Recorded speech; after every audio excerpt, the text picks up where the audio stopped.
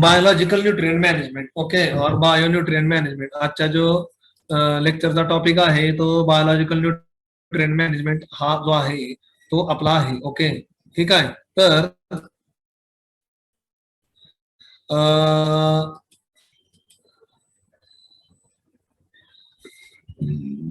तर ह्याच्यामध्ये in between that I will give you some information regarding with the biological nutrient management.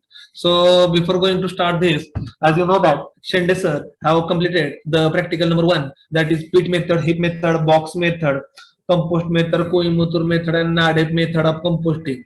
It is common for lecture, theory as well as practical. So in a theory as well as practical, it is common. So I will not repeat it again in a theoretical lecture because it is already covered in practical. So today I will tell you some bio ingredients or biological components which are used in organic farming. So for that purpose, there is a vermicomposting. So vermicomposting, there is a separate practical regarding the vermicomposting that will be covered in afternoon practicals. दुपारी जे आपलं आफ्टरनूनला practical आहे वर्मिकंपोस्टिंगचं, त्यावेळेस मी ते शिकवेन. आता biogas slurry बघूया. आता as you know that there is a biogas plant, biogas plant असतो, and from that biogas plant one side we are feeding the cow dung slurry, and another side the slurry will be comes out from the biogas plant, and there is the production of methane, that is CH4, and by using that methane we can cook the food. Okay, rather than to use the LPG cylinder, we can cook the food by using a biogas CH4 methane gas. Okay, so it will save the cost of farmer on purchasing of LPG cylinder. So the slurry which is coming from that biogas plant, it is also a well decomposed manure, and it can be directly useful for the field or into the field. So biogas slurry, instead of directly using animal dung for composting, it can be used for the production of biogas by feeding through the biogas plant. It contains 1 to 1.8% nitrogen, 0 to 0.9% P2O5, and 0.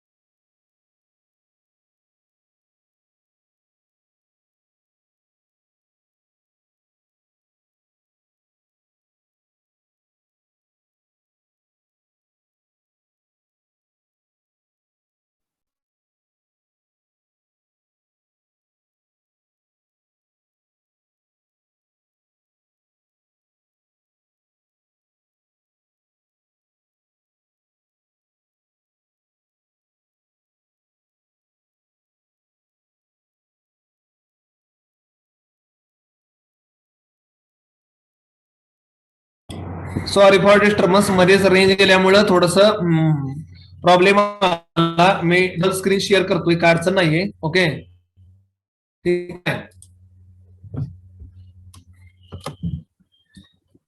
Okay, तर हे जे आहे biogas slurry आणि त्याच्या related information. Okay, so त्याच्यामधनं biogas slurry मधनं biogas बाहेर जे पडतं त्याच्यापासून एक चांगल्या प्रकारचं कुजलेलं खत आपल्याला अवेलेबल होतं, आणि ते अवेलेबल झाल्यामुळं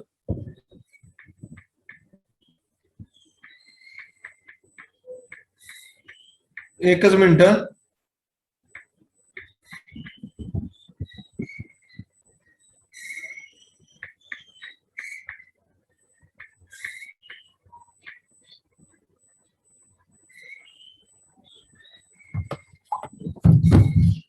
ओके, तर हे जे बायोगॅस स्लरीतलं जे तयार होते तुम्ही डायरेक्ट मध्ये वापरू शकता.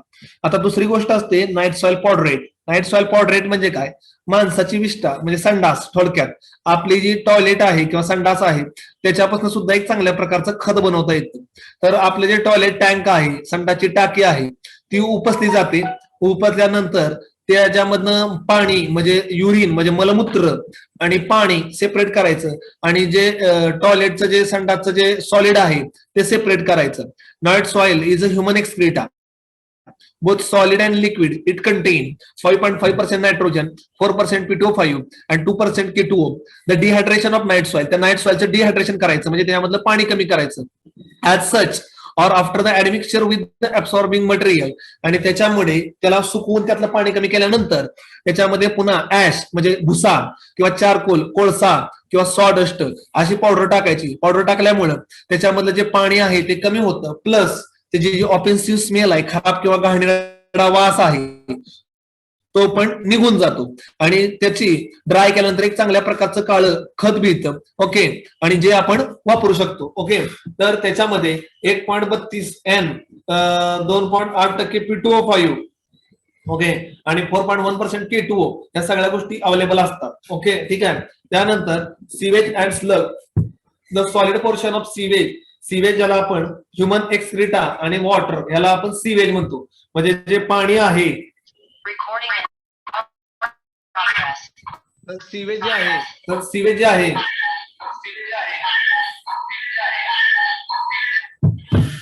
सिवेज जे आहे human excreta plus water, it is called as a sludge and the liquid portion is called as sewage water. तर माणसाच्या विष्ठेला सीवेज म्हणतात आणि माणसाच्या युरिनला सीवेज वॉटर म्हणतात. It can be recycled for the crop fertilization, irrigation, to the crop aquaculture production application, to the forest land biogas production and land reclamation. म्हणजे जर तुम्हाला असेल तरी सुद्धा तुम्ही वापरू शकता. It was estimated that total waste generated by 270 million people in urban area and 29 metric ton year in 2001. तर 217 मिलियन पीपल अर्बन एरिया मधले जरी पकडले आणि 39 मेट्रिक टन प्रत्येक वर्षी 2001 साली, the total NPK content of this would be 2.5 lakh ton of nitrogen, 2.6 lakh ton for phosphorus and 0.6 lakh ton for potash. म्हणजे एवढ्या प्रमाणामध्ये नायट्रोजन, फॉस्फरस आणि पोटॅश प्रत्येक वर्षी आपला वाया जातोय. त्याच्यापासून जर एक चांगल्या प्रकारचं खत बनवलं तर ते सॉइल मध्ये वापरण्यासाठी योग्य होईल. The total NPK content of this would be 2.5 lakh ton nitrogen. Okay, जे तुम्हाला मी आता सांगितलेलंच आहे. Both the component are separated and given a primarily fermentation and oxidation treatment to reduce the bacterial contamination and offensive smell. ह्याच्यावर थोडीशी प्रक्रिया केली, ह्याच्यामधनं पाणी काढलं आणि ते हायड्रेट केलं तर एक खराब वास पण येणार नाही आणि चांगलं कुजलेलं खत सुद्धा शेतकऱ्याला अवेलेबल होईल. Otherwise soil quickly become sewage sick and owing a mechanical clogging by clogging material in the sewage and development of aerobic microorganism which not only reduces the nitrate already present in the soil but also produces the alkalinity. तुम्ही जर संडासचं म्हणजे toilet tank मधलं जे excreta आहे म्हणजे toilet tank उपसल्यानंतर तुम्ही जर direct शेतामध्ये टाकला तर तुमच्या शेताची सॉइल चिकट होईल, स्टिकी होईल आणि त्याच्यामध्ये हार्मफुल बॅक्टेरियाची पण वाढ होईल. त्यामुळे डायरेक्ट टाकायचं नाही, त्याच्यामधनं पाणी सेपरेट करायचं, सिवेज सेपरेट करायचं, त्याच्यावर प्रक्रिया करायची. कुजल्यानंतर पावडर तयार झाल्यानंतर पॉडरेट, नाईट सॉइल पॉडरेट ह्याचा अर्थ असतो पावडर. पावडर तयार झाल्यानंतर ती पावडर शेतामध्ये नेऊन टाकायची. त्याच्यासाठी हे काही शेतकरी करत नाहीत मुलांनो, हे कंपन्या करतात. This defect can be removed by thoroughly aerating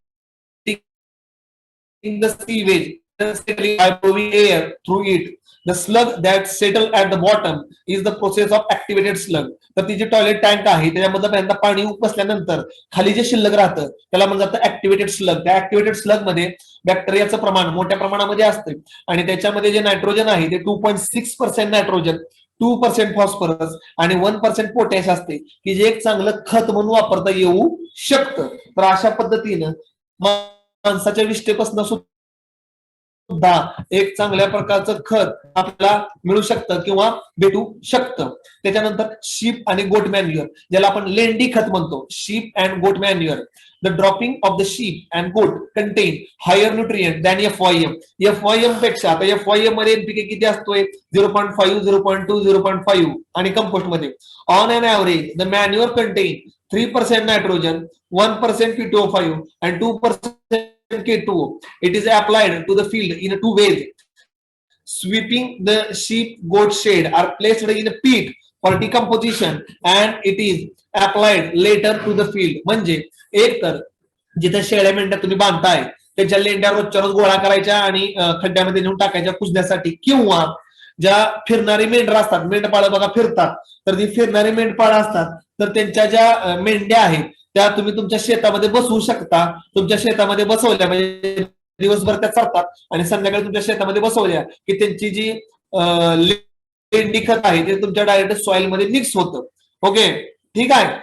तर रात्रभर त्यांना बसवून ठेवायचं आणि रोज त्यांची जागा बदलायची. म्हणजे आज थोड्या एरियात, उद्या थोड्या एरियात, परवा थोड्या एरियात, अशा पद्धतीने सुद्धा त्यांचं जे युरिन आहे आणि त्यांचं जे लेंडी खत आहे ते डायरेक्ट शेतामध्ये मिक्स करता येतं. आलं लक्षामध्ये. आणि जर तुम्ही FYM आणि शीप आणि गोट मॅन्युअर कम्पेअर केलं तर शीप आणि गोट मॅन्युअर मध्ये 3% नायट्रोजन, 1% P2O5 आणि 2% K2O, म्हणजे तिप्पट ते चौपट FYM पेक्षा तिप्पट ते चौपट प्रमाणामध्ये एनपीकेचं कंटेंट असते. त्यानंतर येतं poultry manure. Poultry manure can supply higher nitrogen and phosphorus to the soil than other bulky organic manure. Bulky organic manure मध्ये, पोल्ट्री ऑर्गॅनिक मॅन्युअर मध्ये एन आणि पी चं कंटेंट खूप जास्त असतं आणि चांगलं असतं. फक्त एकच प्रॉब्लेम आहे, पोल्ट्री मॅन्युअर मध्ये हीट, जी उष्णता असते ती जास्त प्रमाणामध्ये असते. हा एकमेव थोडासा म्हणजे डिसएडव्हान्टेजचा पॉइंट आहे. जर तुम्ही सॉइल मध्ये पोल्ट्री मॅन्युअर क्रॉप म्हणजे लागवडीच्या वेळेस किंवा लागवड करायच्या वेळेस मिक्स न करता थोडस एक 8-15 दिवस अगोदर मिक्स केलं तर त्यातली उष्णता थोडीशी कमी होते. ओके, तर पोल्ट्री मॅन्युअर हे खूप चांगलं आहे. फक्त थोडस FYM आणि शीप अँड गोट पेक्षा थोडस हीट, उष्णता जराशी जास्त असते. The average nutrient content is 2.87 nitrogen, 2.93 P2O5 आणि 2.35 K2O. हे जे आहे पोल्ट्री मॅन्युअर. म्हणजे आतापर्यंत लेक्चर मध्ये तुम्हाला पीट method, heap method, box method, Coimbatore method, Bangalore method, NADEP method हे ऑलरेडी प्रॅक्टिकलला ह्या आठवड्यामध्ये शिकवलेलं आहे. आणि त्याच्या जे पुढचं होतं वर्मी कंपोस्टिंग, शीप आणि गोट मॅन्युअर, पोल्ट्री मॅन्युअर आणि नाईट सॉइल पॉड्रेट हे आता थेअरी मध्ये घेतलेलं आहे. त्यामुळे आता ते डबल प्रॅक्टिकल होणार नाही, एकदा शिकवलं जाईल. आयदर इन थिअरी और आयदर इन प्रॅक्टिकल. आता सरांनी प्रॅक्टिकल मध्ये निम्मा पोर्शन शिकवला, राहिलेला मी आता प्रॅक्टिकल थिअरी मध्ये शिकवलेला आहे. ओके, त्यामुळं बऱ्याच मध्ये किंवा मुलींच्या मनामध्ये शंका असते की बाबांनो, without using a chemical fertilizer how we can grow the crop और how we can supply the nutrients to the plant. बऱ्याच जणांच्या मनामध्ये शंका असते की सर, जर केमिकल वापरायचं नाही ऑर्गॅनिक फार्मिंग मध्ये तर आपण आपल्या क्रॉपची नायट्रोजन, फॉस्फरस, पोटॅश किंवा मायक्रोन्युट्रिएंटची गरज कशात भागवणार? त्यासाठीचे option green manuring, sheep and goat manuring, poultry manuring, night soil म्हणजे माणसाची विष्ठा ज्याला म्हणलं जातं, त्यापासून जे खत बनतं डायरेक्ट वापरायची नाही, यावर प्रक्रिया आहे. त्याच्यानंतर कंपोस्टिंगच्या ज्या वेगवेगळ्या मेथड्स होत्या, कैमतूर, पीठ, हीप, त्याच्यामध्ये काय एरोबिक होत्या, काय अनएरोबिक होत्या, ह्याच्याविषयी सगळ्यांविषयी माहिती सांगितली. तर बायोलॉजिकल इंटेन्सिव्ह न्यूट्रिएंट मॅनेजमेंट ज्याला म्हणलं जातं, बायोलॉजिकल इंटेन्सिव्ह न्यूट्रिएंट मॅनेजमेंट, त्याच्यामध्ये ह्या सर्व बाबी इन्क्लूड होतात. ठीक आहे, ऑर्गॅनिक फार्मिंग मध्ये. म्हणजे आता तुमच्या मनामध्ये एक शंका कमी झाली असेल की बाबांनो, ऑर्गॅनिक फार्मिंग मध्ये nitrogen, phosphorus, potash, calcium, magnesium, sulphur किंवा Fe, iron, ferrous, magnesium, molybdenum हे कुठनं मिळतं? तर हे ह्या ऑर्गॅनिक इन्ग्रेडियंट मधनं मिळतं. आता एक गोष्ट मी मान्य करतो, no doubt we required a larger quantity, but as compare to that the NPK content will be lower. हे मला मान्य आहे की ऑर्गॅनिक मध्ये क्वांटिटी लार्जर लागते, पण ऍज कम्पेअर टू दॅट त्याच्यामध्ये एनपीकेचं कंटेंटचं जे प्रमाण आहे ते कमी असतंय, ते मला मान्य आहे. And as compare to chemical fertilizer, organic ingredients म्हणजे FYM, compost, they are bulky in nature. Bulky म्हणजे काय? ते खूप जास्त क्वांटिटी मध्ये लागतात. ओके, बट आणि थोडस म्हणजे किंमत पण महाग असते, हे that is the practical point. म्हणजे हे कॉस्टली असते. म्हणजे एक ट्रॉली जर शेणखत तुम्हाला शेतामध्ये अप्लाय करायचं असेल, it will cost near about 3,000 to 4,000 rupees. 3,000 ते 4,000 रुपये ट्रॉलीच्या किंमत आहे. म्हणजे लोकॅलिटी टू लोकॅलिटी त्याच्यामध्ये काही प्रमाणामध्ये व्हेरिएशन्स किंवा काही प्रमाणामध्ये चेंजेस येऊ शकतात आणि येतात, पण ते मला मान्य आहे. But overall development of the soil म्हणजे सॉइलची फिजिकल, केमिकल आणि मायक्रोबियल कंडिशन जर इम्प्रूव्ह किंवा इनरिच करायची असेल तर organic inputs it is the best option. त्याच्यामुळे तुमचा सॉइलचा पीएच मेंटेन राहतो किंवा बॅलन्स राहतो. तुमच्या सॉइलमध्ये सलाइन अल्कलाइन होत नाही, त्याच्यामध्ये क्षाराचं प्रमाण वाढत नाही. सॉइलमध्ये जे मायक्रो ऑर्गॅनिझम्स प्रेझेंट आहेत त्यांना फूड भेटतं, त्यांना खायला भेटतं. तर ऑर्गॅनिक फार्मिंगची बेसिक कन्सेप्ट काय आहे? Feed the soil, soil will feed the crop. Okay, enrich the soil, सॉइलला तुम्ही संतृप्त करा किंवा फुलफिल करा, ऑटोमॅटिकली त्याच्यामध्ये असणारे न्यूट्रिएंट जे अवेलेबल फॉर्म मध्ये आहेत किंवा अनअवेलेबल फॉर्म मध्ये आहेत, की जे बॅक्टेरिया अवेलेबल फॉर्म मध्ये करून देतील, ही त्याच्यामधली बेसिक किंवा फंडामेंटल कन्सेप्ट आहे. ओके, सो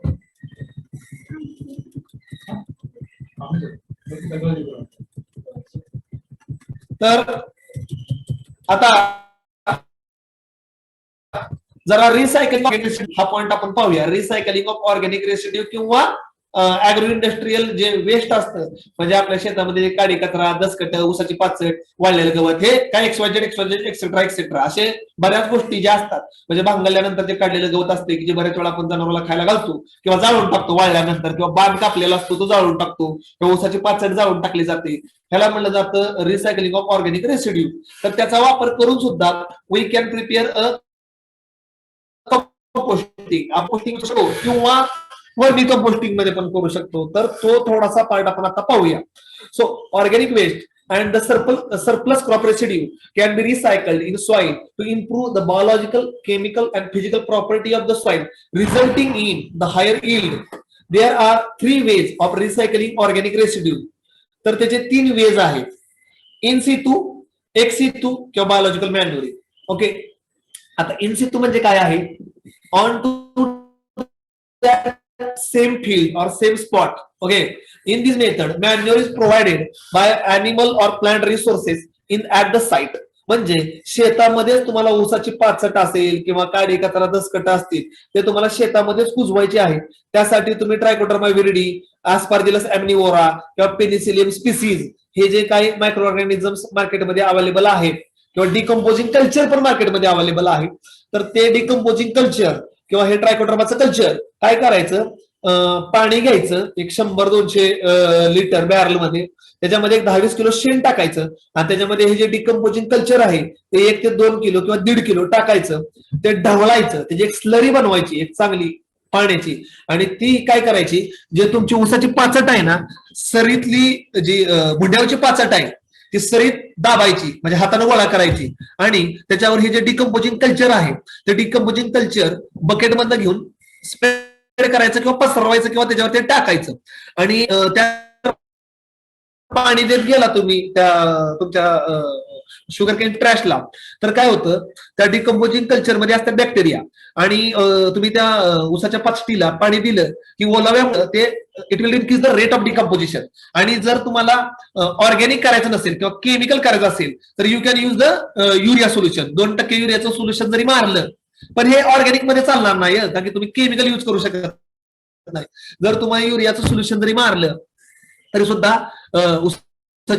पाचट जे आहे ते लवकर कुसते, प्लस त्याचा एनपीके कंटेंट, नायट्रोजन कंटेंट पण वाढतो. म्हणजे तुमच्यावर डिपेंड आहे, you have to use the organic method और either you have to use the chemical method. मी दोन्ही सांगितल्या, पण ऑर्गॅनिक फार्मिंग मध्ये केमिकल वापरू नका, आपण डिकम्पोजिंग कल्चरच वापरू शकतो. ओके, इट इज रेकमेंडेड, म्हणजे रेकमेंडेड आहे. आता काही शेतकरी म्हणतात की ऊसाची पाचट शेतामध्ये ठेवली की इरिगेशन द्यायला प्रॉब्लेम येतो किंवा विडिंग करायला प्रॉब्लेम येतो. येस, आय नो दॅट येतो, म्हणजे जे प्रॅक्टिकल आहे ते खरं आहे, ते खरं आहे. पाणी लवकर शेतामध्ये पुढे सरकत नाही, फुकतं पाणी. ओके, हा पण एक थोडासा प्रॉब्लेम आहे. किंवा पाचट लवकर डिकम्पोज होत नाही, कमीत कमी तिला 3 ते 4 महिने लागतात. ओके, आता एक लक्षात ठेवा पोरांनो, नाण्याच्या दोन बाजू असतात. One is positive, another one is negative. कुठलीही गोष्ट त्याचे काय ऍडव्हान्टेजेस असतात, काही डिसएडव्हान्टेजेस असतात. ओके, आता जे शुगरकेन ट्रॅश आहे, म्हणजे शुगरकेनचं हार्वेस्टिंग केल्यानंतर ज्यावेळेस आपण ऊसाचं रटुनिंग घेतो, म्हणजे खोडवा घेतो, त्यावेळेस काय करत नाही. आता शक्यतो ऊस कधी तुटतो, आता थोडंसं आउट ऑफ सिलेबस आहे पण सांगतो. ऊस कधी तुटतो? ऊस तुटतो म्हणजे दिवाळीनंतर कारखाना चालू होतो. डिसेंबर, जानेवारी, फेब्रुवारी, मार्च, एप्रिल या महिन्यामध्ये ऊस तुटतो. त्यावेळेस ऊस तुटला की पाचट शेतामध्ये पडलेली असते, बरोबर आहे. ती जर पाचट, आता कॉमन प्रॅक्टिस काय आहे शेतकऱ्यांचं, पाचट जाळून टाकायची. पाचट जाळण्यामागे शेतकऱ्यांचा ऑब्जेक्टिव्ह काय असतो की बाबांनो, शेतामध्ये असलेलं गवत किंवा जे इन्सेक्ट पेस्ट किंवा बॅक्टेरियल कल्चर आहे, जे हॅबरनेशन पाचटीमध्ये राहिलेलं आहे किंवा शेताच्या क्रॅक्स मध्ये लपून बसलेले आहेत, ते पण जळून जातील. आणि ऊसामध्ये ऊस मोठा झाल्यापासून 8-9 महिने, म्हणजे 4थ्या महिन्यापासून 10-12 महिन्यापर्यंत त्याच्यामध्ये काय भांगू शकत नाही किंवा आपण आतमध्ये जाऊ शकत नाही किंवा हर्बिसाइड पण मारणं प्रॅक्टिकली पॉसिबल होत नाही, कारण ऊस आडवा तेडवा असतोय आणि ऊसाची पानं कापतात. त्यामुळं ऊसामध्ये 5-6-7 महिने गवत मोठ्या प्रमाणामध्ये आलेलं असते आणि इन्सेक्ट पेस्ट पण लपून बसलेले असतात. आणि कोण तेवढी ऊसाची पाचड गोळा करेल, it is a time consuming task. म्हणून बरीच लोक पेटवून देतात. ओके, पेटवली नाही पाहिजे ऍक्च्युली, पण पेटवतात. आता म्हणजे आपलं सांगणं कर्तव्य आहे, पण लोकांनी स्वीकारावं का नाकारावं हा तो त्यांचा विषय आहे. म्हणजे मी तुम्हाला सांगितलं तर या अशा गोष्टीमुळे लोक ती ऊसाची पाचट पिटवून टाकतात. त्याच्यामुळे जी तुमचं जी ऊसाची कांडी आहे सॉइल मध्ये शिल्लक राहिलेली, किंवा ऊसाचा जो डोळा आहे तो पण जळतो. ओके, त्यामुळे जर्मिनेशनवर पण मार बसतो. जमिनीमधले जे बेनिफिशियल मायक्रो ऑर्गॅनिझम्स आहेत, ओके, ते पण जळतात. मरणारच नाही, हीट आहे ना शेवटी. ऊसाची पाचट पेटवली की जमीन तापणारच आहे. किंवा सॉइल मध्ये जे न्यूट्रिएंट आहेत, काही न्यूट्रिएंट ते अनअवेलेबल फॉर्म मध्ये जातात किंवा ते पण बर्न होतात किंवा त्याचे पण व्हॉलटायझेशन लॉसेस होतात. म्हणजे ऊसाची पाचट गोळा करणे हा चांगला ऑप्शन आहे rather than to burning. Okay, जाळण्यापेक्षा. तर तुमचे जे आई वडील आहेत, आता तुम्ही घरी आहात तुम्ही स्वतःच्या, तर आता आपल्याकडं आपल्या भागामध्ये बऱ्यापैकी ऊसाची शेती आहे. आता बऱ्याच जणांचा तुटला असेल, काही जणांचा तुटून गेला, तर कृपा करून ऊसाची पाचट जाळू नका. डिकम्पोजिंग कल्चर मार्केटमध्ये विकत मिळते मुलांना, किंवा तुम्ही मागवू पण शकता. केव्हीके बारामतीचा ऍप आहे. केव्हीके बारामतीचा ऍप डाउनलोड करून तुम्ही as a tractor, rhizobium, PSB किंवा ट्रायकोडर्मा डिकम्पोजिंग कल्चर हे त्यांच्यावर जर ऑनलाईन बुक केलं तर ते तुमच्याकडे पार्सल पाठवतात. ओके, किंवा तुमच्या आजूबाजूला जिथं कारखाना आहे, ऊसाचा कारखाना आहे, त्या कारखान्यामध्ये सुद्धा आता प्रत्येक कारखान्यामध्ये बायोलॉजिकल बायो कंट्रोल लॅब आहेत. तिथे सुद्धा डिकम्पोजिंग कल्चर तुम्हाला विकत मिळतं. ते वापरून सुद्धा तुम्ही तुमची ऊसाची पाचट आयदर फील्ड मध्ये किंवा बाहेर पण, आयदर फील्ड मध्ये किंवा बाहेर पण नेऊन तुम्ही ती जाळू शकता, सॉरी कुजवू शकता. लक्षामध्ये. सो माझी विनंती आहे की ऊसाची पाचट जाळू नका, ती कुजवा आणि त्याच्यापासून एक चांगल्या प्रकारचं खत, एक गुड क्वालिटी मॅन्युअर शेतकऱ्याला अवेलेबल होईल. ओके, ऊसाची पाचट गोळा करायला माणसं लावायला लागतील, थोडासा कष्ट पडेल, मी मान्य करतो. पण ती जर उकिरड्यामध्ये आणून टाकली आणि कुजवली तर एक लक्षात ठेवा, एका एकरामध्ये जवळपास 1.5 ते 2 टन एवढी ऊसाची पाचट असते. म्हणजे एवढ्यापासून चांगले खत तुम्ही बनवू शकता की जे वर्षानुवर्ष आपण जाळतोय. एकतर ऍग्रिकल्चरचं पोल्युशन वाढतंय, सॉइल मध्ये न्यूट्रिएंट लॉसेस होतात, मायक्रो ऑर्गॅनिझम्स मारतात. त्यामुळे इतकं जर नुकसान होत असेल आणि आपण तीच प्रक्रिया किंवा तीच जर प्रोसिजर वारंवार आणि वर्षानुवर्ष करत असू तर मग ऍग्रिकल्चरचं नॉलेज घेऊन फायदा काय? आणि आपल्या नॉलेजचा जर आपल्या आई वडिलांना किंवा आपल्या जर फील्डला जर त्याचा उपयोग होत नसेल तर त्याचा काही यूज नाही. आताच तुम्हाला फॉर एक्झाम्पल सांगतो, आपल्या कॉलेजमध्ये ऊसाची जेवढी पाचट आहे ती मी सध्या गोळा करतोय आणि गांडूळ खतामध्ये नेऊन टाकतोय. आता फिजिकली कॉलेज चालू झालं तर तुम्हाला पण बघायला मिळेल. ओके, म्हणजे आपण पण ती बर्निंग करत नाही. म्हणजे माझं असं म्हणणं नाहीये की मी विद्यार्थ्यांना शिकवतोय मी स्वतः करत नाही. मी स्वतः आधी करतोय, मी गोळा करतोय. म्हणजे आपण लोकांना ब्रह्मज्ञान किंवा तत्वज्ञान सांगायचं आणि आपण तसं वागायचं, हे डबल स्टँडर्ड होते. त्यामुळे आपण स्वतः करतोय आपल्या कॉलेजमध्ये. आणि वाटल्यास तुम्हाला मी फोटो पण पाठवीन की आपल्या कॉलेजमध्ये आपण ऊसाची पाचट गोळा करून त्याच्यापासून खत तयार करण्याचा प्रयत्न करतोय आणि आपलं चालूच आहे. ओके, आता एक 5-6 मिनिटं थोडस मी अवांतर बोललो, पण असू दे, काय हरकत नाही. शेवटी नॉलेज काय प्रत्येक वेळेस मार्क मिळवण्यासाठीच नसतंय, त्याचं कुठं ना कुठेतरी प्रॅक्टिकली इम्प्लिमेंटेशन व्हावं आणि लोकांपर्यंत ते पोचावं आणि त्याच्यापासून काहीतरी फायदा व्हावा शेतकऱ्यांचा, ही पण एक भावना असते. माझी तर पर्सनली आहे आणि तुम्ही पण ती तुम्हाला मिळालेली आयडिया किंवा तुम्हाला मिळालेलं नॉलेज तुम्ही तुमच्या आई वडिलांपर्यंत पोहोचवावं, ना की फक्त मार्क घेणे आणि डिग्री काढणे हा एक ऑब्जेक्टिव्ह नाहीये. ज्यावेळेस मी तुम्हाला जीवामृत, बीजामृत, अमृत पाणी बनवून दाखवेन तर तुम्हाला घरी तुमच्या बनवायचा आहे आणि तुमच्या शेतामध्ये वापरायचा आहे. जोपर्यंत तुम्ही बनवून दाखवणार नाही तोपर्यंत तुमचे आई वडील ह्याच्यावर विश्वास ठेवणार नाहीत. सीइंग बाय बिलिव्हिंग एक्सटेन्शन मध्ये प्रिन्सिपल आहे. करून दाखवलं तर लोक विश्वास ठेवतात, नुसतं नॉलेज दिलं तर कोण विश्वास ठेवत नाही. त्यामुळे तुम्हाला मी जीवामृत, बीजामृत बनवायचं पुढच्या मध्ये प्रॅक्टिकल घेणार आहे. तुम्हाला तुमच्या घरी पण बनवायचं आहे आणि शेतामध्ये अप्लाय पण करायचं आहे आणि घरच्यांना दाखवा पण की रिझल्ट पण बघायला मिळेल आणि रिझल्ट दिसतोच.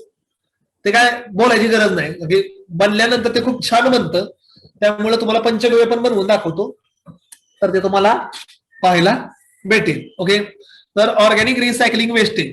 Organic recycle waste include crop residue, livestock मध्ये FYM त्याचं शेणखत असते बऱ्यापैकी, किंवा जनावराच्या गव्हाणीमध्ये जिथं जनावराला खायला घातलं जातं त्याच्यामध्ये जो जनावरांना खाऊन शिल्लक राहिलेला जो चारा आहे तो सुद्धा तुम्ही वापरू शकता. ह्युमन वेस्ट, माणसाचे एक्सक्रिटा, ह्युमन वेस्ट. आता माणसाच्या एक्सक्रिटापासनं म्हणजे माणसाच्या टॉयलेट पासनं कसं खत बनवायचं ह्याची प्रक्रिया मी तुम्हाला मगाशी सांगितलेली आहे, आता ती काय रिपीट करत नाही. ओके, त्याच्यामध्ये सॉडस्ट, चारकोल पावडर किंवा त्यातनं पाणी वेगळं करणे किंवा बाकीची प्रक्रिया करणे. बोलता बोलता एक पॉईंट सांगायचा राहिला तर सोनखत, ज्याला ग्रामीण भाषेमध्ये म्हटलं जातं, माणसाच्या विष्ठेपासून बनणारं, तर आपल्या इंडियामध्ये हे काही एवढं पॉप्युलर नाहीये. पण जर फॉरेन कंट्रीजमध्ये, स्पेशली चायनामध्ये मोठमोठ्या कंपन्या आहेत की ज्या टॉयलेट टँक मधनं घेतात, गोळा करतात आणि ते नेऊन कारखान्यामध्ये प्रक्रिया करून त्यातनं पाणी सेपरेट करून त्यापासून खत बनवतात आणि ते खत विकलं जातं. तर China is a leading state for NAAT soil preparation. Okay, एकच मिनिट, प्राचार्यांचा फोन आलाय. हॅलो, हाय की गाव?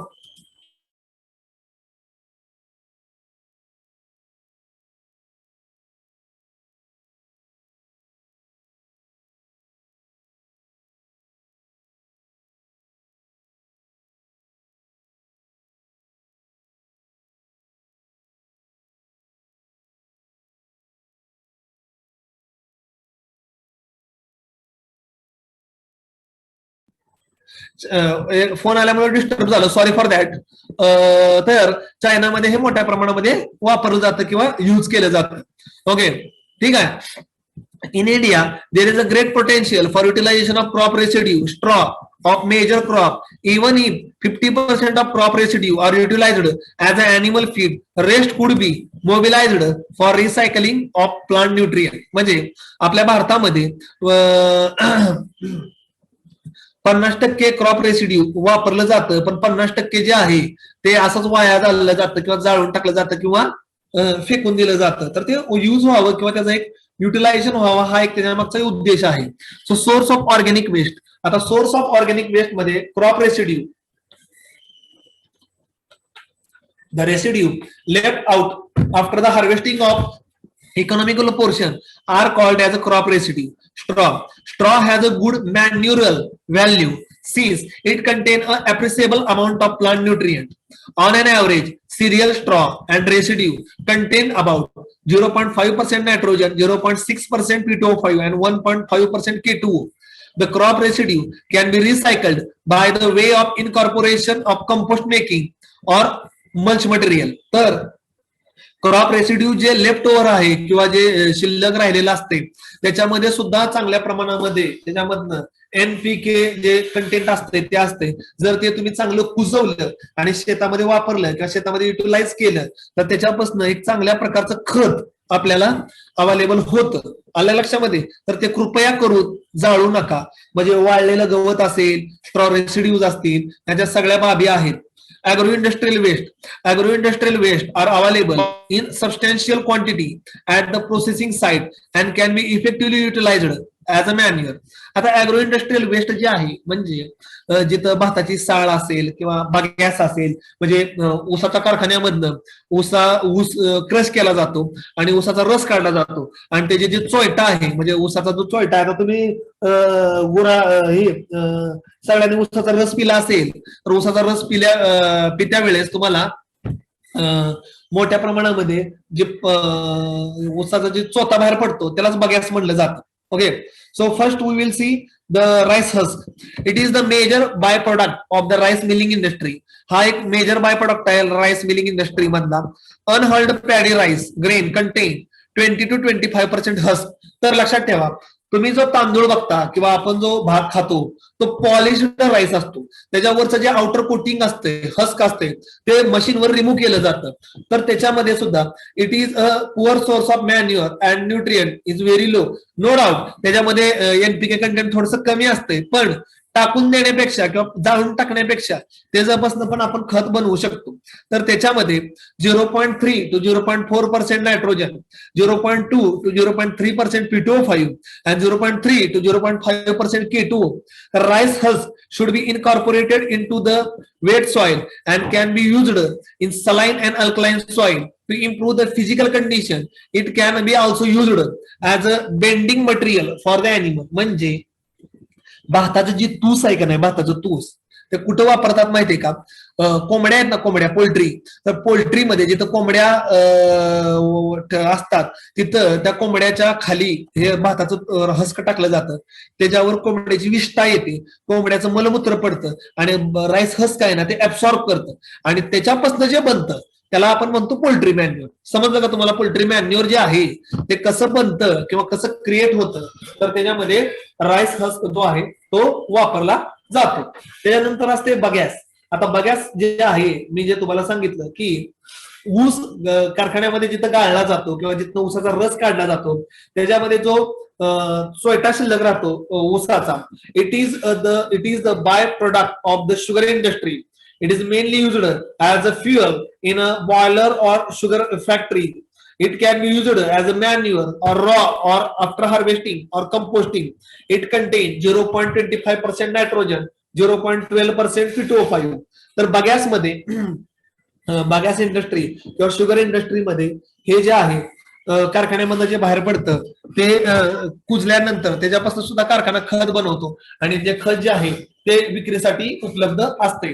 त्याच्यामध्ये नायट्रोजन 0.25% असतोय आणि फॉस्फरस 0.12% असतोय. त्याच्यानंतर जे नेक्स्ट येतं ते येतं प्रेसमड. प्रेसमड म्हणजे काय माहितीये का?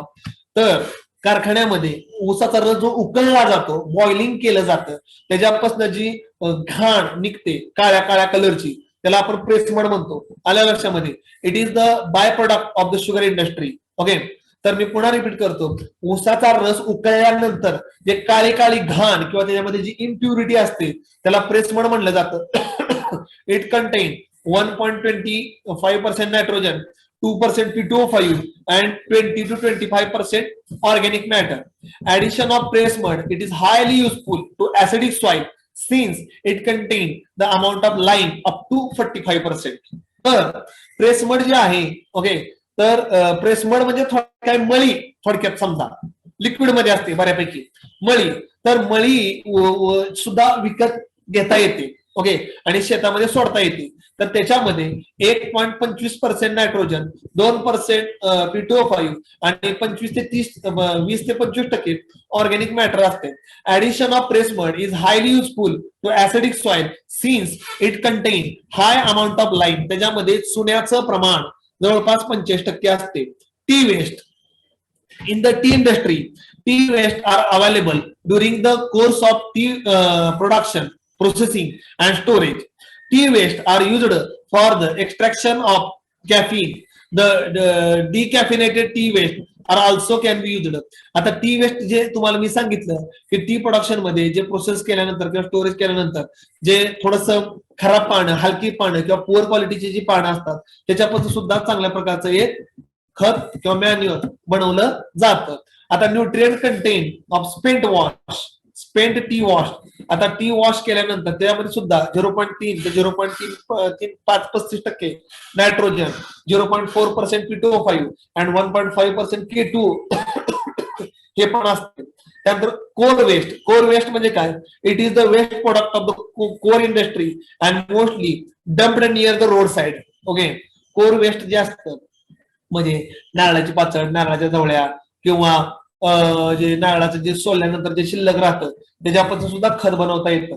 To reduce the bulk and the C L ratio of composting the coir pith is recommended. The compost core peat contain 1.26 nitrogen, 0.0% phosphorus, 1.2% potash आणि CN रेशो जो असतो त्याचा 14:1 असतो. The lignin is reduced by 4.8% due to the composting. तर एक लक्षात ठेवा, कुठल्याही गोष्टीचा, कुठल्याही स्ट्रॉचा किंवा कुठल्याही रेसिड्यूचा सुरुवातीला CN रेशो हा जास्त असतो. जसं जसं ते कुजतं किंवा डिकम्पोज होतं तसं तसा त्याचा CN रेशो कमी येतो. जेवढा CN रेशो कमी तेवढं ते चांगलं सॉइलसाठी. Livestock and human waste, cattle shed waste, other livestock and human excreta, by product of the slaughter houses and animal carcasses. म्हणजे काय? जिथं जिथं मोठे मोठे कत्तलखाने आहेत, ओके, मोठ्या मोठ्या प्रमाणामध्ये जे कत्तलखाने आहेत त्या कत्तलखान्यामध्ये, स्लॉटर हाऊसेस मध्ये, ठीक आहे, त्या कत्तलखान्यामध्ये किंवा स्लॉटर हाऊसेस मध्ये जे जनावरांची हाडकं असतात त्याच्यापासून सुद्धा बोन मिल मिळतं. बोन मिल, ओके, किंवा जनावरांना मोठी जनावर कापल्यानंतर त्याच्यापासून जे मोठ्या प्रमाणामध्ये रक्त निघतं त्यापासून सुद्धा ब्लड मिल मिळतं. ते पण मी तुम्हाला प्रॅक्टिकल शिकवीन. बोन मिल, ब्लड मिल आहे आपल्यासाठी. Okay, blood meal, bone meal, okay, ते आपल्याकडं आहे. ते मी तुम्हाला भविष्यामध्ये किंवा पुढं शिकवीनच, त्याच्याबद्दलचा काय मुद्दा नाहीये. ओके, तर जनावरांच्या हाडकांपासून सुद्धा खत बनलं जातं, त्याला बोन मिल म्हणतात. जनावरांच्या रक्तापासून पण खत बनलं जातं, त्याला ब्लड मिल म्हणतात. किंवा मासे जे आहेत, मासे समुद्रामध्ये जे मासेमारी करण्यासाठी वापरतात त्यातले काही मासे लोक खाण्यासाठी वापरतात आणि काही मासे वेस्ट पडतात किंवा खाण्यासाठी योग्य नसतात, त्यापासून पण खत बनतं. त्यानंतर अर्बन और रुरल वेस्ट.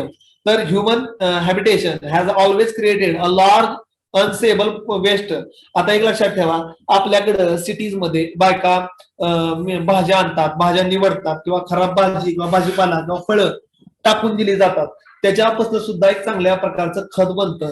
त्याला अर्बन वेस्ट म्हटलं जातं. ओके, ठीक आहे. त्याचा एक प्लांट आहे कराडामध्ये. ज्यावेळेस आपलं कॉलेज ऑफलाईन चालू होईल, म्हणजे तुम्ही कॉलेजला ऍक्च्युअली याचाल, त्यावेळेस मी तुम्हाला दाखवतो की गटाराच्या पाण्यापासून सुद्धा कशी प्रक्रिया करून चांगलं पाणी बनवून शेताला दिलं जातं. मलकापूरला पण प्लांट आहे आणि कराडला पण प्लांट आहे. आणि गावामध्ये जो निर्माण होणारा ओला कचरा आहे, ओके, ज्याला ओला कचरा म्हणतात, त्याच्यापासून सुद्धा खत बनवता येतं. ओके, ठीक आहे. तर त्याच्यापासून सुद्धा खत बनवून ते आपण तुम्ही विकू शकता. ओके, ठीक आहे. आता recycling of organic residue. A variety of organic residue include crop residue in farm, straw, husk, forest litter, animal waste, cow dung, urine, bone, guano, city, household residue, oil cakes. हे भरपूर product आहेत. म्हणजे लोकांना बऱ्याच लोकांच्या मनामध्ये शंका असते की सेंद्रिय शेतीमध्ये बाबा काय टाकायचं, केमिकलला काय ऑप्शन आहे किंवा आम्ही त्यामध्ये काय वापरू शकता. सीवीड एक्स्ट्रॅक्ट असतात. ओके, समुद्रामध्ये ज्या उगवून येणाऱ्या वनस्पती आहेत त्याच्यामध्ये सुद्धा एनपीकेचं प्रमाण असते, त्याच्यापासून सुद्धा खत बनवता येतं. There are two major component of crop residue availability. Harvest residue म्हणजे हार्वेस्ट केल्यानंतर जे स्ट्रॉ, स्टबल किंवा डिफरंट क्रॉप आहे, आणि प्रोसेस वेस्ट. प्रोसेस वेस्ट मध्ये nut shell, oil cake, cobs, maize, बाजरा, स्वारगम हे पण आहेत. So crop residue are defined as a non economical plant part that are left in to the field after the harvest and remains that are generated from the packing shed. Okay, त्यानंतर जे residue जे असतात processing करताना काही काडी कचरा, दसकट किंवा हस्त किंवा आउटर टर्फल किंवा कव्हर राहतात, त्याच्यापासून सुद्धा खत चांगलं बनवता येतं. The benefits of proper organic residue और रिसायकलिंग ऑफ दॅट रेसिड्यू. ठीक आहे.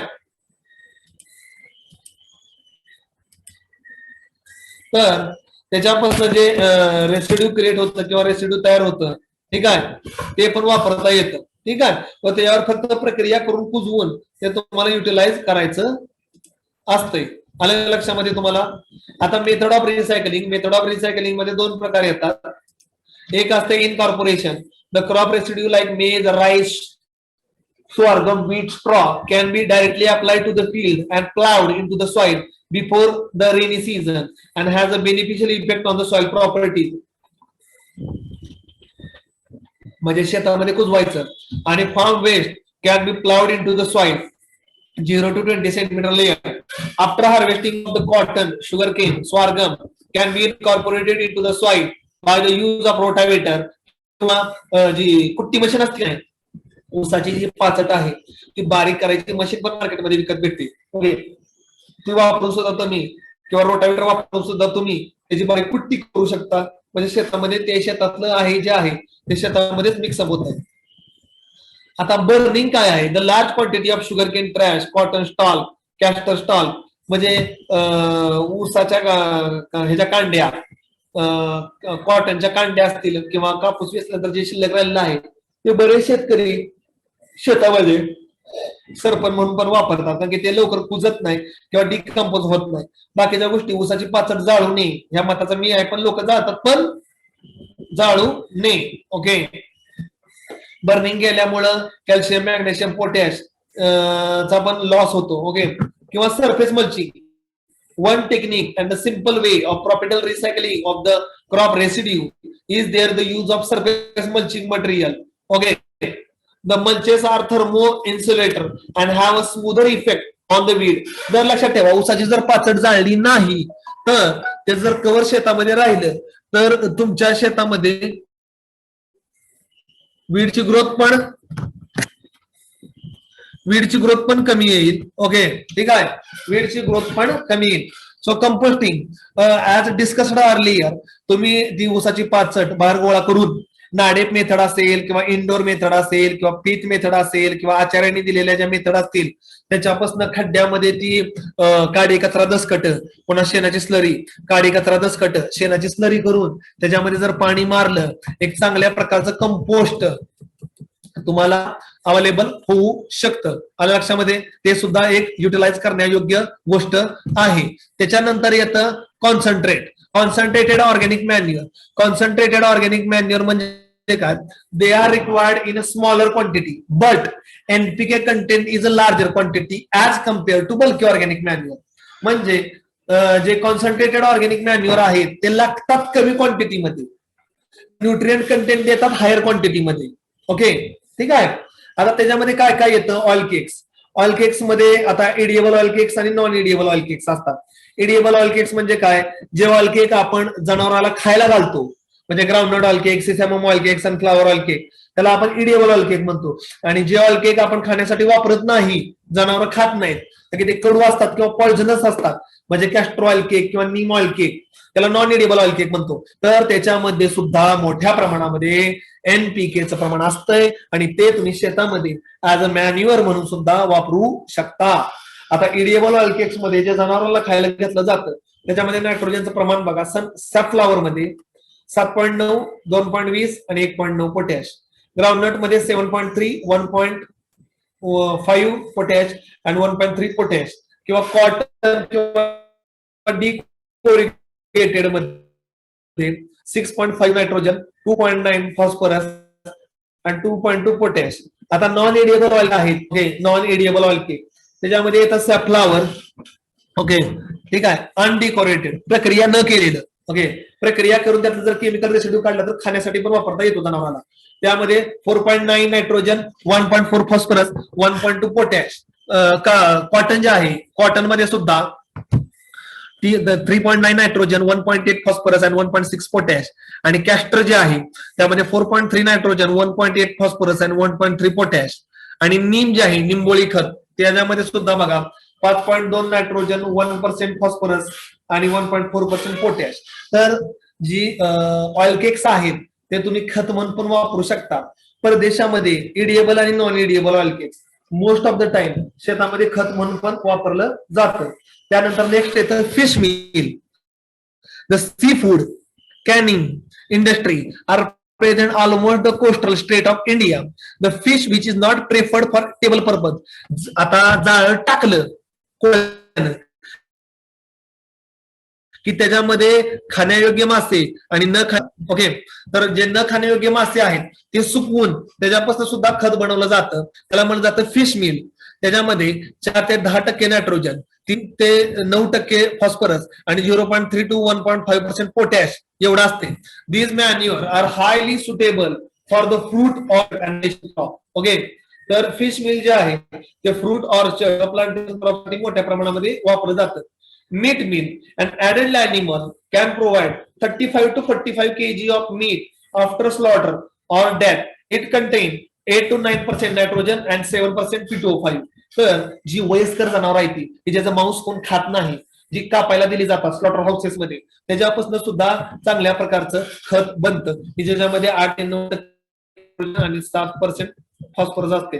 ब्लड मिल, मगाशी मी जे तुम्हाला सांगितलं, मोठ्या मोठ्या स्लॉटर हाऊसेस कत्तलखान्यामध्ये, म्हणजे मुंबईमध्ये आहे, हैदराबादला आहे, जिथं वयस्कर जनावरं, भाकड जनावरं, दूध न देणारे जनावरं, गाई म्हशी बैल कापली जातात, त्यांचं जे रक्त असते 10-20 लिटर, त्याच्यापासून सुद्धा खत बनतं. त्याच्यामध्ये 13 ते 20% नायट्रोजन, आयर्न असते आणि सॉइल मध्ये ते युज केलं जातं.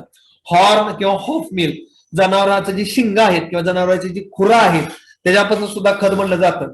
A healthy animal can give you about 3 to 4 kg of horn and hope. एक चांगल्या जनावरांपासून 3 ते 4 किलो हॉर्न म्हणजे शिंग आणि खुर, त्याच्यापासून सुद्धा खत पावडर करून खत बनवलं जातं. त्याच्यामध्ये जवळपास 14% नायट्रोजन असते. Guano bird, the excreta of dead remain of bird called as guano, म्हणजे जिथं पक्षी पाळले जातात, म्हणजे इमू पालन असेल किंवा पक्षी मोठे मोठे पाळले जातात, त्याच्यापासून जे खत बनतं त्याला इमू पालन किंवा गुनो म्हणलं जातं, ग्युनो. त्याच्यामध्ये 11 ते 14% नायट्रोजन असते, 2 ते 3% P2O5 असते आणि refuse left over the excreta. Fish guano, okay, माशाची विष्ठा पण खत म्हणून वापरली जाते. रॉ बोन मिल म्हणजे जनावरांची मोठ्या मोठ्या जी हाडकं आहेत त्या हाडकांवर त्याचे भुगा करून त्याच्यापासून सुद्धा खत बनलं जातं की ज्याच्यामध्ये जवळपास 3 ते 4% नायट्रोजन आणि 20 ते 25% फॉस्फरस असते. तर अशा पद्धतीनं मुलांना आपलं बायोलॉजिकल इंटेन्सिव्ह न्यूट्रिएंट मॅनेजमेंट हा जो टॉपिक आहे किंवा हा जो पार्ट आहे हा संपलेला आहे. आता दुपारच्या लेक्चर मध्ये तुम्हाला मी बायोफर्टिलायझर आणि कंपोस्टिंग माहिती देणार आहे किंवा हे ज्याविषयी तुम्हाला मी शिकवणार आहे. अलग लक्षामध्ये, ठीक आहे. तर अशा पद्धतीनं दुपारच्या वेळेस तुम्हाला मी ह्याच्याविषयी नॉलेज किंवा ह्याच्याविषयी माहिती प्रॅक्टिकलला देईल. ओके, स्क्रीन शेअरिंग स्टॉप करतोय मी. ओके, सर्वांनी व्हिडिओ ऑन करा, तुमची अटेंडन्स घेतो. सर्वांनी व्हिडिओ ऑन करा आणि कोणाला काय शंका असेल तर विचारा. कोणाला काय शंका असेल व्हिडिओ ऑन करा पटकन आणि म्यूट करायचं आणि शंका विचारायची. सर्वांनी व्हिडिओ ऑन करा, स्वतःला अनम्यूट करा आणि जर एखाद्याला शंका असेल तर तुम्ही विचारू शकता. शंका असेल, कोणाला काय डाऊट असेल, कोणाला काय प्रॉब्लेम असेल.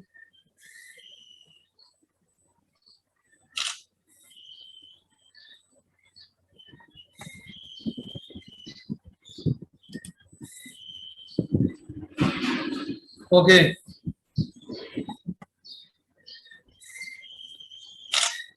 तर कोणाला काय डाऊट असतील, शंका असतील, सो यू कॅन आस्क मी.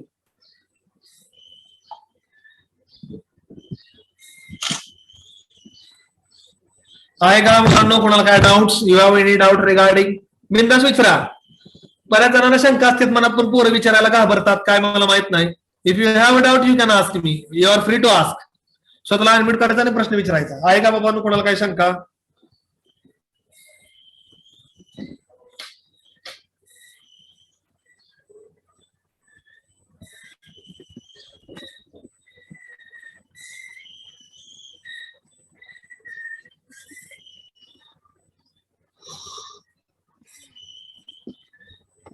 आहे का शंका असेल तर विचारा. तर उद्या एक सूचना देतोय, tomorrow at 11 o'clock there is extra lecture of organic farming. Okay, उद्या 11 वाजता आपलं ऑर्गॅनिक फार्मिंगचं एक एक्स्ट्रा लेक्चर मी घेणार आहे. I will cover some topic of organic farming. Okay, थोडासा सिलेबस थोडासा मागा आहे, so that's why I will cover the topic of organic farming at 11 o'clock. Tomorrow 11 o'clock there is an extra lecture regarding with the organic farming. I hope you don't have any doubts, so I will end the meeting for all. Thank you very much.